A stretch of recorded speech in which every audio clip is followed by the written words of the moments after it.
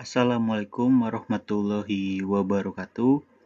Pada kesempatan kali ini, izinkan kami dari kelompok 3 yang beranggotakan Mas Elang Nugraha, Mas Dini Afrianto, saya sendiri Aditya Dwiarkan, Mas Bagas Dwika Fauzia Rahman, Mbak Nita Mustari, Mas Anggi Gumilar.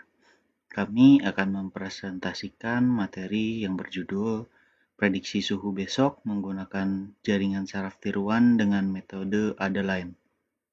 Materi ini akan membahas pentingnya memperkirakan kondisi suhu untuk mendukung pengambilan keputusan yang lebih baik, baik di bidang industri, pertanian, maupun kehidupan sehari-hari.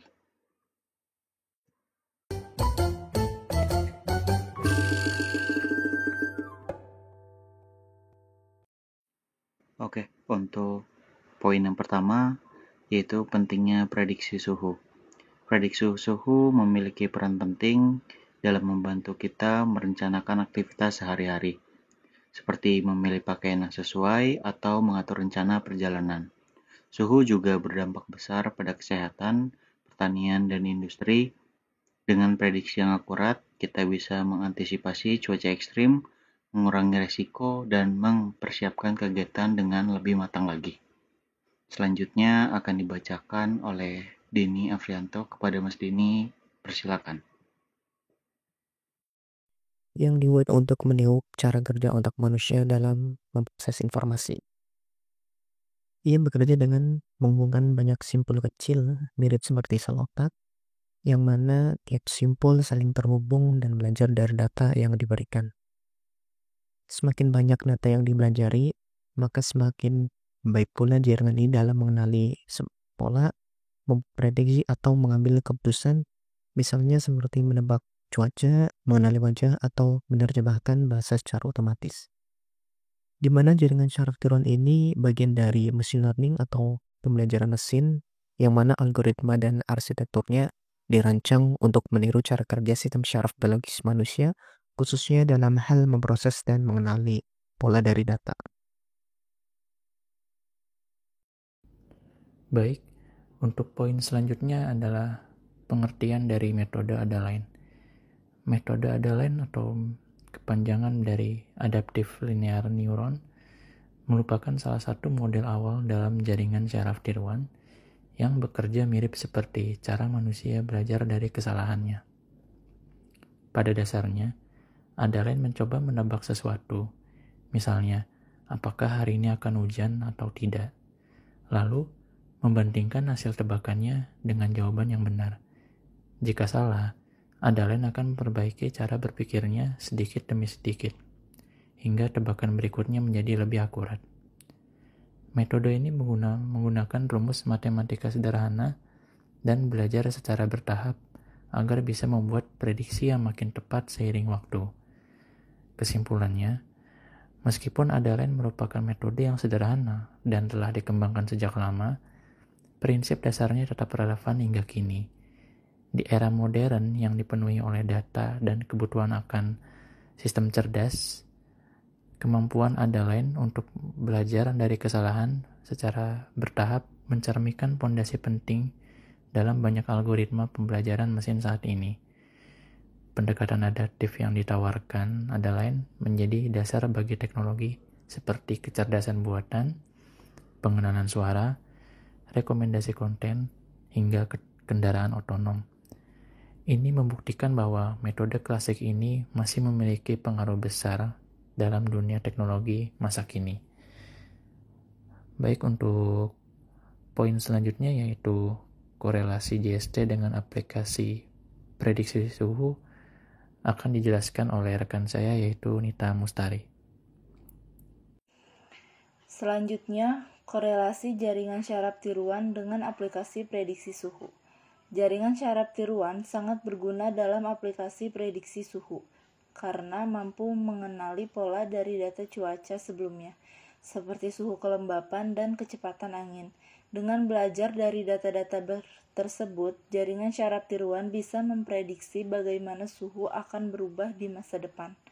Jadi, seperti manusia yang belajar dari pengalaman, jaringan saraf tiruan membantu membuat prediksi suhu jadi lebih akurat dan cepat.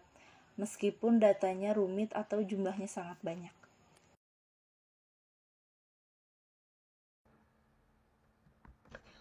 Baik, di sini saya akan menjelaskan program prediksi suhu menggunakan model learning Adeline. Di sini kami menggunakan bahasa pemrograman Python. Untuk program sendiri dimulai dengan melakukan import dua library, yaitu NumPy dan Matplotlib. Pada data ini terdapat dua buah array X dan Y, yang mana X ini merupakan data suhu hari ini selama 10 hari terakhir. Kemudian Y ini adalah suhu besok yang akan menjadi output ataupun target. Kemudian nilai X dan Y ini dilakukan normalisasi menggunakan rumus z-score, yaitu dengan mengurangi setiap nilai dengan rata-rata dan membaginya dengan standar deviasi.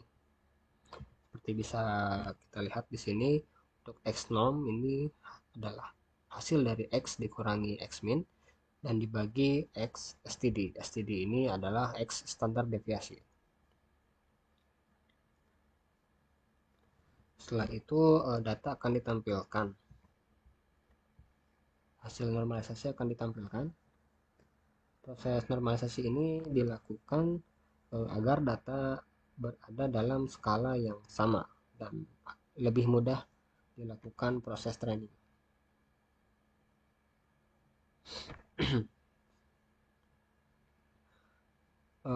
Pada program model Adeline ini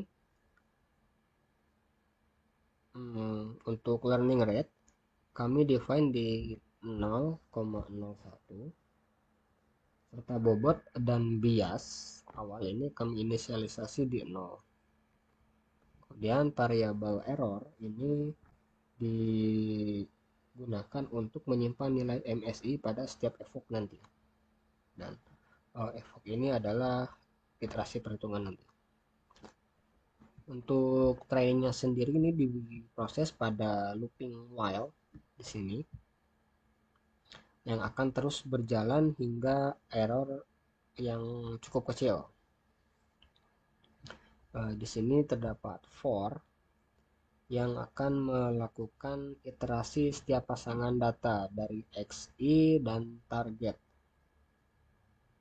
Untuk setiap data, model menghitung output sebagai ataupun hasil dari W dikali XI ditambah B. Kemudian error ini merupakan hasil dari target dikurangi output. Kemudian W dan B ini dilakukan pembaruan, yang mana W adalah hasil dari learning rate dikali error dan dikali XI.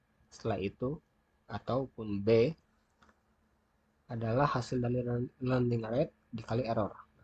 Untuk total error sendiri ini adalah hasil dari error kuadrat. Setelah itu total error dari seluruh data ini akan dikumpulkan dan dihitung rata-ratanya sebagai MSI. Kemudian nilai MSI ini akan disimpan, dan jika MSI kurang dari 0 maka training akan berhenti. Nah, di sini kami sudah mendefine jika MSI kurang dari 0,04 maka untuk perhitungan akan berhenti. Nah, setelah proses training selesai, program akan menampilkan grafik penurunan MSI. Yang grafik ini adalah dari library Matplotlib.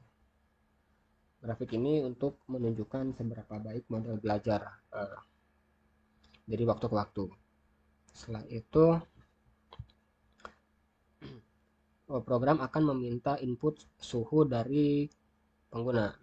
Kemudian input ini dinormalisasi menggunakan rata-rata dan standar deviasi dari data awal, seperti yang bisa dilihat di sini. Ini adalah normalisasi data inputan dari suhu menggunakan data X dan Y, data awal. Setelah itu program akan melakukan cetak hasil prediksi suhu besok dalam satuan derajat Celcius. Di sini kami define dari menggunakan Celcius. Apabila pengguna memasukkan nilai yang bukan angka, maka akan muncul error input tidak valid, masukkan angka suhu. Terakhir, program menunggu user melakukan klik enter agar data ataupun hasil prediksi dapat dilihat.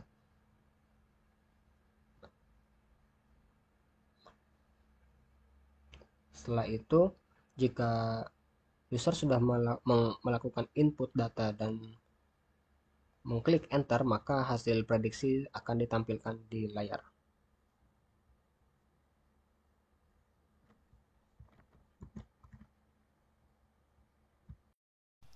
Untuk selanjutnya kita akan mencoba program yang sebelumnya telah dijelaskan. Tuh. Pertama kita coba run dulu untuk programnya. Program menampilkan output data suhu hari ini dan suhu besok, dan menghitung rata-rata dan standar deviasi untuk masing-masing data suhu. Lalu data tersebut dinormalisasikan. Setelah itu program menampilkan untuk setiap perhitungan epoch sampai nilai mean squared error mendekati 0 atau sekitar 0,04. Pada percobaan kali ini program melakukan perhitungan epoch sebanyak 17 kali hingga total error lebih kecil dari 0,04.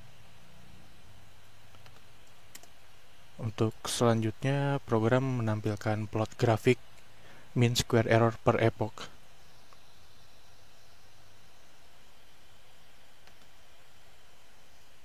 Setelah itu program meminta inputan user untuk memasukkan suhu hari ini. Contohnya 36 derajat Celcius. Kita tekan enter, maka program akan melakukan perhitungan normalisasi input, prediksi nilai normalisasi target, yang terakhir denormalisasi hasil prediksi, sehingga prediksi suhu besok adalah 35,88 derajat Celcius.